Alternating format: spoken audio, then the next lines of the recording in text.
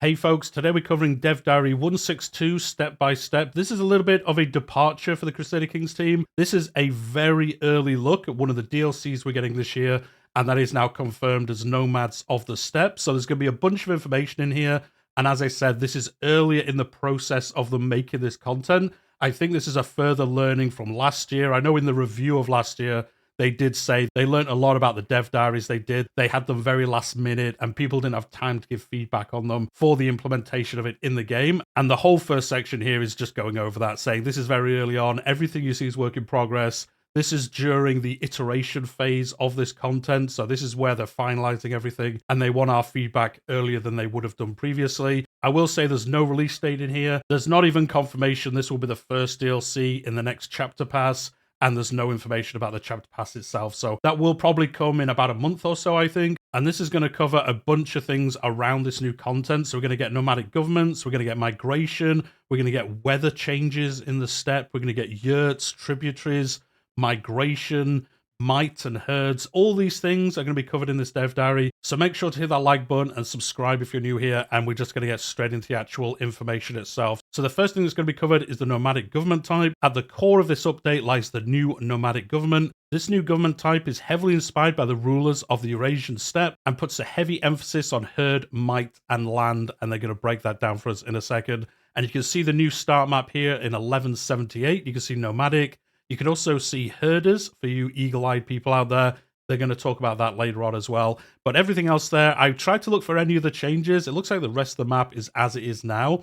It's just the nomadic part has kind of taken over a bunch of tribals. So this is the changes you will probably see when it releases. The first thing they're going to go into some detail about is herd. So your cattle and horses are represented by a new currency only available to nomads called herd. In the steppe, herd is incredibly valuable and plays a big role in how other nomads perceive you. It can be used for ransoming, dowries, bribes, and even stolen via a scheme or raiding. It controls who is the cultural head, and it serves as a gate for increasing dominance, which they're going to talk about later in the dev diary. So this is kind of like prestige, but almost mixed with like food or like some other resource that you have in other parts of the game as well. They'll talk about it more here, but it isn't just like a number. It is used for a bunch of things. We'll see that later on. Herd is obtained both through the land by exploiting its fertility, and they're going to cover that later on as well, and through your nomadic subjects via their contracts, since nomads don't have a stable income. One of the main changes here when it comes to nomads is that they do not use levies. Instead, they transform a percentage of their herd into horde riders. So as I was saying, herd is used for ransoming, bribes, as they said, but it is also used for your armies as well. So it's a resource that's used in a bunch of different areas of the game. I guess that's true for like prestige and things as well. Horde raiders, they are the most basic men-at-arms that nomads have access to. However, these raiders can then be upgraded to better men-at-arm types, such as horse archers, the bane of anyone already playing in this area. I wonder how powerful they're going to be. And they can be upgraded to that with the cost of gold. These numbers don't come from a vacuum, however. If you want to create 100 horse archers, then you will lose 100 horde riders as they are converted into that new unit. So it's the actual unit itself, you know, goes through some training, if you want to think of it that way. Give them some gold, they buy better armor, all that kind of thing, and then they become horde riders. It isn't that you have both units, so it is a little bit different there as well. Basic horde riders don't have an associated maintenance cost, but the other men-at-arms do in the form of monthly prestige. So we are still using prestige and herds in this type of government play. They've opted for this change because warring is an essential part of steppe life, and levies didn't exactly exist in this area of the world, as every able warrior would be called when the time was needed. From a more mechanical standpoint, they wanted nomads to have fewer but stronger and more significant men-at-arms. So that's how they're going to differentiate warfare from nomadics to tribal and, you know, feudal and the other government types. It does play that a little bit differently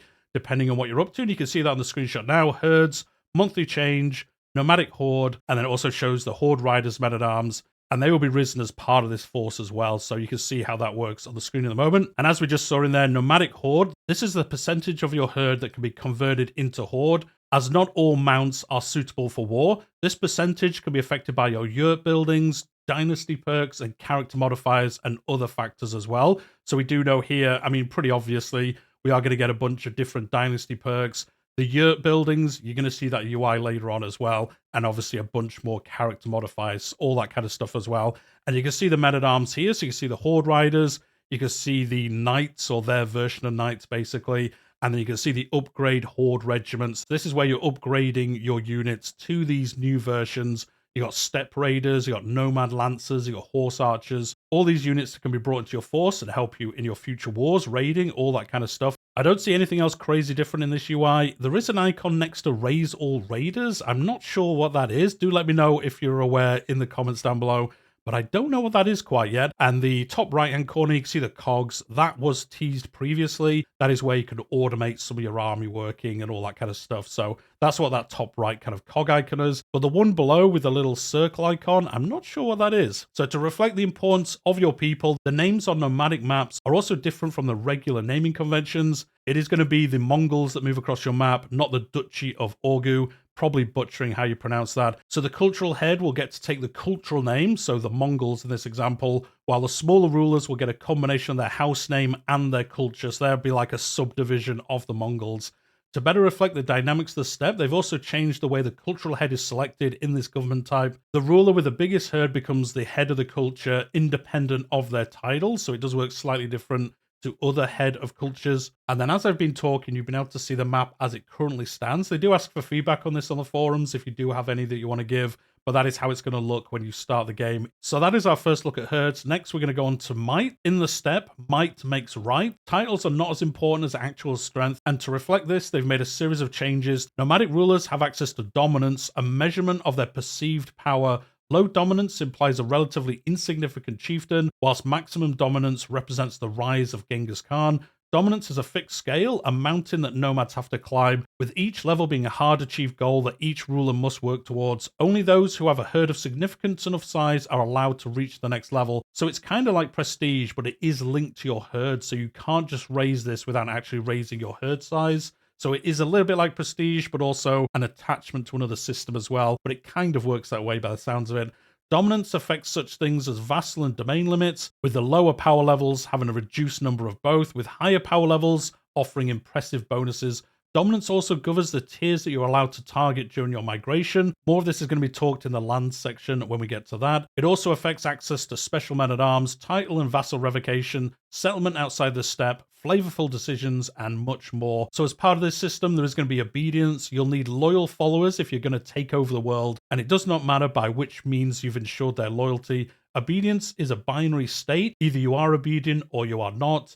Every character that's a subject or courtier has obedience towards their overlord. Obedience works as a threshold. If a character's below the threshold, they will be unruly, plotting against the overlord, or just having general acceptance modifiers for various interactions. However, if a character is above the threshold, they will not form factions, start hostile schemes against their liege, and more importantly, will take their side during the succession by voting for whoever heir is your preferred one. The Kurultai is formed by special members of your council, and having them on your side is extremely important for nomads. This is historically accurate. If you look up like Mongol history, there's a lot of things that happen due to how this system worked, but there we go. It is going to be in game as well, which is cool. Obedience is calculated based on several parameters like your relationship with other characters, friendship, their traits, and whether you have granted them Kurultai or court positions. So I guess you can grant them like elector status, I guess, towards the next ruler, and that's how happy they're going to be with you. So I guess you might want to give this away to somebody, because then they'll be on your side. They'll vote for who you want to take over after you, but also you are giving them more power. So it's kind of a risk-reward kind of system there. And you can see that on the screen at the moment. That's how it's going to be shown. The little happy dog icon, by the looks of it, will show if they're loyal to you or not, and then everything else that's shown on there as well. Next, a very important subject for this area of the world, of course, land. Nomads grow their herd by extracting fertility from the land. Thus, migrating becomes an important part of their loop in the early stages of the game, when their realms are not big enough to accommodate the horde. County fertility is calculated primarily on the terrain type. Nomads deplete fertility of the counties they hold until it stabilizes at a fixed number where a herd can be maintained. This number is mostly affected by the domain size, but stewardship, dynasty perks, yurt buildings, and other character modifiers can affect it. I don't know how this is going to work. Like if you're a nomad government, but then somebody comes in, takes over your land, I guess in the background, it keeps the county fertility numbers. Maybe you see them all the time on every county, even if they're not nomad lands. But yeah, I'm not sure how that's going to work. Like if you've got these lands and then say the Byzantines take it over, and then you take it back under your independent control. I guess at every point, this number is there in the background, even if you don't own them. So when you take over land that's never been part of a nomadic government type, I guess there's already the fertility information for that county in place. You just see it if you are this government type. I guess that's how it's going to work. And you can see it on the screen now. This was the teaser they released yesterday. So domain fertility, very high. This is going to be a good place for you to stop, put down your camp, have your herd, growing, things like that. But ultimately, the fertility will go away. And that's when you're going to have to move your domain to somewhere else where there is some more fertility. And then you can go round and round doing that.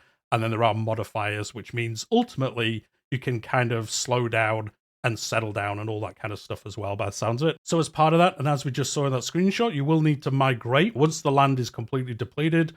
Migration targets de jure titles, and the available title tiers depend on your level of dominance. A nomadic ruler of dominance level 2 can only target counties and duchies, whereas somebody with level 3 can target kingdoms as well. This means that smaller rulers should migrate more frequently, either finding abandoned land occupied by herders or subjugate themselves before bigger rulers. Big rulers in the steppe should, on the other hand, adopt a more slow way of life and demand obedience and tribute for their rulers in their sphere. So yeah, the bigger you are, I guess you can kind of slow down. You don't have to move as often, because I guess you're kind of taking food and stuff from your tributaries. So this is the migration UI as you would see it at the moment. And I guess the bright green are good lands to be in. It gets darker and darker as they're less fertile, less useful for you.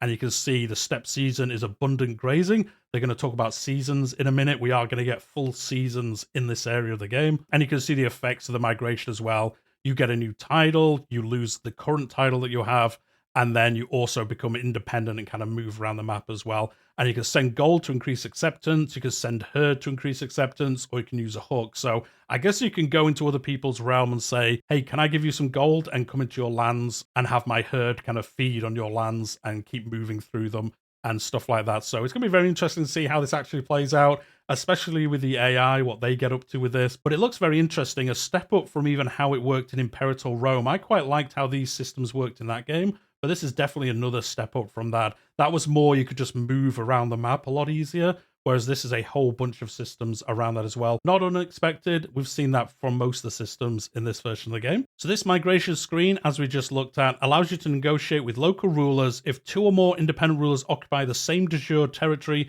then the ruler with the highest herd leads the negotiations with you. You can use gold, herd, or a hook to bribe them, and their acceptance depends on their relationship with you, your dominance level relative to theirs, your prestige, prowess, herd size, traits, a bunch of other factors as well, as we just saw. If they accept, you will start a travel plan that will take you and your herd to the desired location. If the location had already been suggested by perhaps a courtier, you'll get some extra bonuses for following the desires of your people, and you can see that here. Obviously using the Tours and Tournaments travel system, unsurprising, we kind of guessed that would happen once that system was in the game. It is cool here though, like people in your realm can say, why don't we move over here? It's a lot better for us. And if you accept that, you get some bonuses, I guess some opinion modifiers and stuff like that, because you're listening to your people, as they said. However, of course, other realms, they're not necessarily going to be happy that you're there. So many nomads may refuse to give up their lands, especially if they have a high level of dominance and find themselves pretty comfortable where they are. In such cases, one must resort to war. And you can see that on the screen now. This is a forceful migration. You're going against another realm and saying, I'm coming into your lands and I'm going to feed my people and I don't care what you think.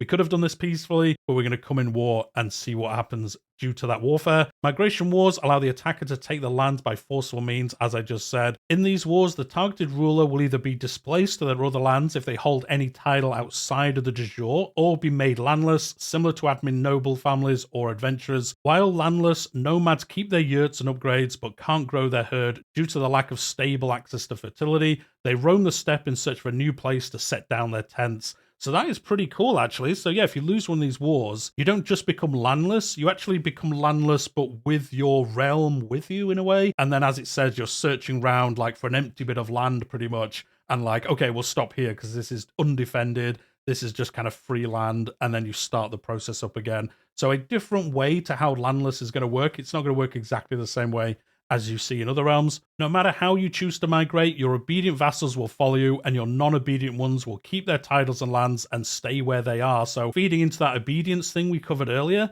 you're going to want to keep people happy with you, obedient. So then if you have to migrate, which you're going to have to do, especially early game, You actually want as many people coming with you as you want. I wonder though if you could gamify this a little bit. Maybe you've got people that hate you, you've got rivals, things like that. They're not going to be obedient with you. So I guess you could move intentionally to lose those people from your court in a semi-easy way. I guess this whole system's not going to be that easy, but you could do that in theory by the sounds of it. Next, they're going to cover herders, which we kind of saw a little bit at the beginning of this dev diary. Nomads are not the only rulers that inhabit the steppe. A new unplayable government type called herder populates the map with shepherds that wander small counties. Herders replenish fertility over time and are extremely easy to displace given their lack of armies. They are the ones occupying those counties left behind by migration. So when you migrate out of somewhere, it doesn't just become like a dead county. These herder governments take over from you and just keep these counties running in a basic way, increasing the fertility, but very easy to displace. I wonder if you get these on the border of a nomadic government type, they're just going to be really easy for another realm to take over, I would think. I wonder if there's some kind of mechanic to prevent that from happening. But as they don't have armies, like, isn't it going to be just super easy to just jump in and take these lands if they're on the border? Having a herder as a subject is still possible. However, they will pay a small fixed rate of herd based on their county's fertility. One may choose to voluntarily abandon one of their counties to a local herder in the hopes that they will replenish fertility quick enough for them to seize it back. The steppe is not merciful, however, and another nomad ruler may be faster than you. So yeah, you can give up these counties to herders, let them replenish the fertility really fast or faster than you could, and then I guess you claim it back as quick as possible. But as they said, other nomad rulers might see that happening and go, okay, I'm going to steal that before you get it back. And you've lost some land to your own mistakes. But that is a pretty cool mechanic as well. And in the next screenshot, you can see we've got some new 3D art. We've got 3D sheep in the game. Let's keep the jokes to one side, guys. And yeah, you can see the mountains of Karakol. This is a herder realm. And as they said, these are really just like the stewards of this land until a bigger realm takes them over, which again is a pretty cool mechanic for them to be adding. Next, they're going to be talking about the Great Steppe itself, the actual landmass. So life in the steppe is not easy, and being at the mercy of the weather and pasture quality is something that nomads have had to adjust to since time immemorial. To reflect this, they've created a seasonal system that governs the general climate of the steppe. The Great Steppe is divided into 3 subsections, Western, Central, and Eastern. Each of them has their own season. So it sounds like from this, we are only getting seasons in the steppe. I wonder if this will come to other areas of the game later on, and we'll actually get full seasons across the whole map. I'm not too sure. They don't talk about it in this. It would be kind of weird, I guess, for only the steppe to have seasons, but it kind of is thematic to it, so I guess it's fine as well. Let me know what you think in the comments down below. But you can see that on the screen now. You can see the 3 steppe areas, as I said. Drought, grazing, the White Zud. And you can see the current location is Eastern Steppe. The current season is White Zud. This season will end on the 1st of October. And then there is a chance. The next seasonal prediction is abundant grazing, 56% chance, severe drought, 43% chance. And you've got to, I guess, think, I'm feeling like abundant grazing is going to happen, so I'll stick around in this area. Oh, it's going to be severe drought. Okay, you and a bunch of other nomads are going to be escaping this area of the steppe and getting somewhere a little bit better for your tribe to, you know, prosper and things like that. You can see your stargazer. That actually affects how good that prediction is, and they're going to talk about that later on as well. And you can see the greatest herd of the steppe, and that is the person that has the most herd size, as they talked about earlier. And then some more information on the seasons. So the seasons affect the fertility of the subregion, as the White Zud creates a thick layer of snow that prevents the animals from grazing, whilst more moderate and warm weather offers the perfect climate for pasturing. This is not the only effect they have, though, as different seasons also change the general mood within nomads. If a ruler extorts their vassals for herd during an abundant grazing season, they will receive more than usual, and a severe drought will promote characters to migrate even more than usual, as we kind of guessed earlier. So that's pretty cool. The abundant grazing seasons will give you more reward. I guess it makes sense, but called out there in the dev diary. There are 2 special and rare seasons of Havsarazan Zud, definitely butchering that name, and the Blessings of the Bluesky that explore these effects even further, with the blessing amply increasing the fertility of the subregion, and the terrible Havsarian Zud allowing rulers to take a desperate stance, making all their subjects obedient, and granting an invasion casus belli on settled people. Okay, that's pretty cool. So the land is so bad, everyone just sides with you and goes, yes, okay, Lord, just do whatever you need to do. We need to get out of this terrible place. And you get an invasion casus belli on settled people. Literally just get out wherever we can. Let's just get out of this area. Let's go somewhere a little bit nicer. One of the academic reasons given for the Mongolian invasion is, after all, the lack of pasture in the steppe at this point in time. So it does feed into that historical side of things. Your stargazer, as I talked about earlier, will help you predict the next season depending on their aptitude. more of this in future dev diaries. So that's going to be cool. Have a really good stargazer.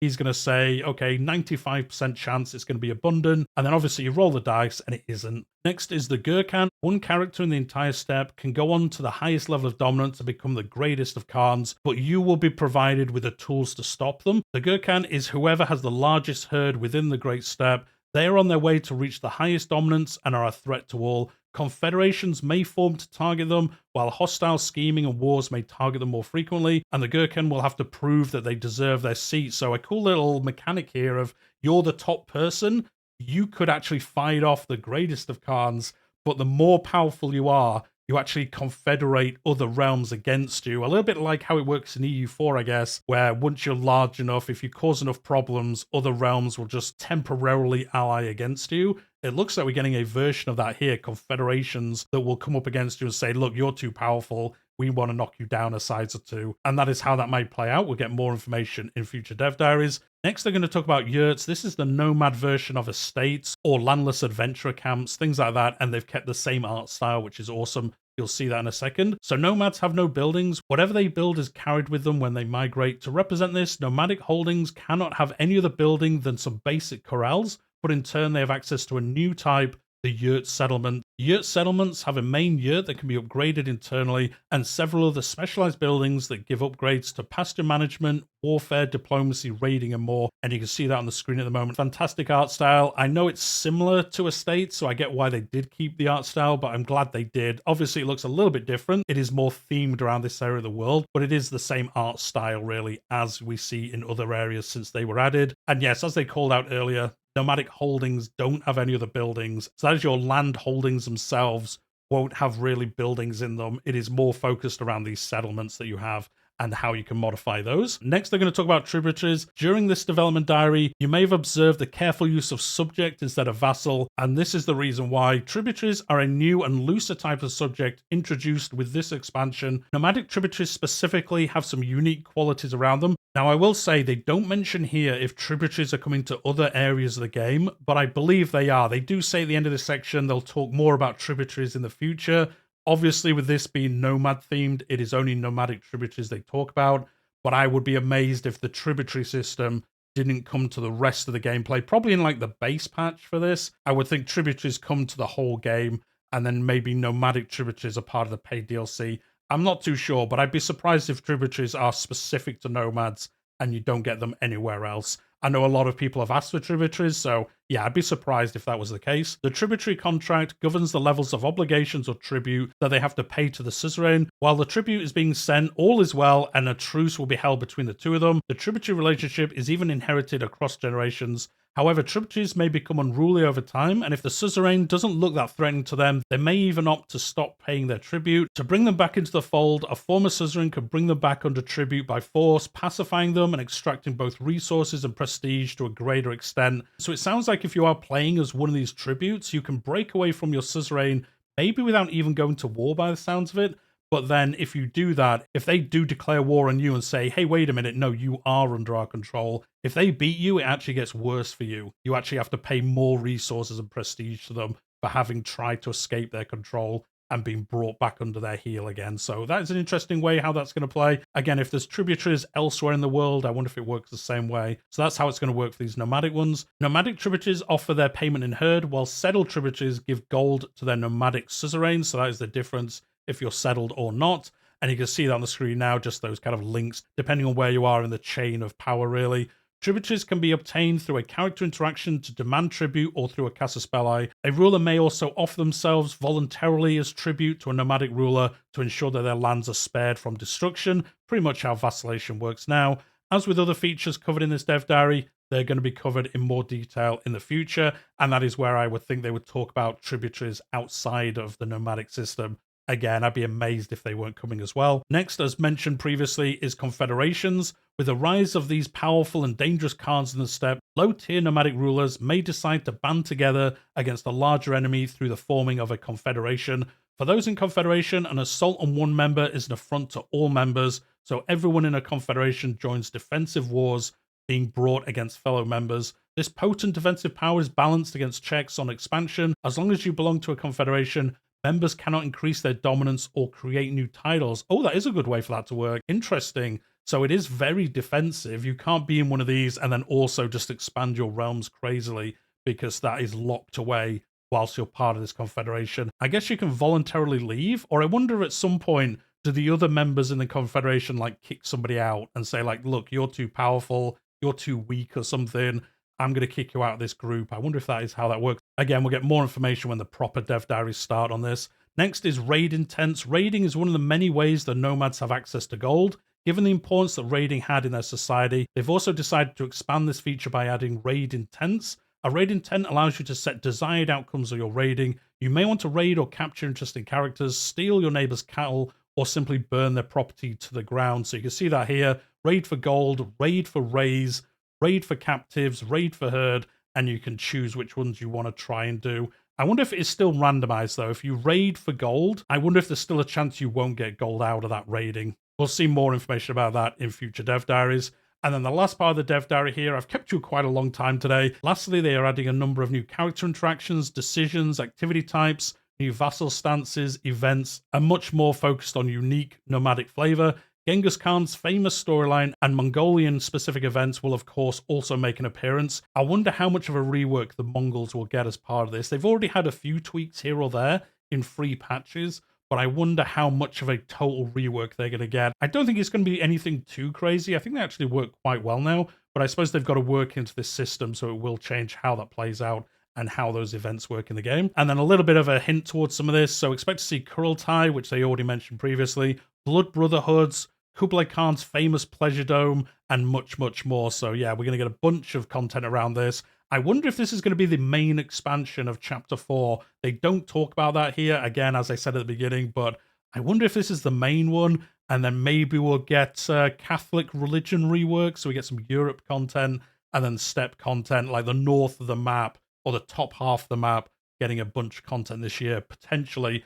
Let me know what you think in the comments. There are many things that they've left out of this dev diary. Again, this is just our initial look. This isn't like the full announcement of the system, because they wanted to focus on the main mechanical features and get the feedback on this. So as I said earlier, do read this on the website. I will leave a link to it in the description down below. And if you have some feedback for them, keep it constructive.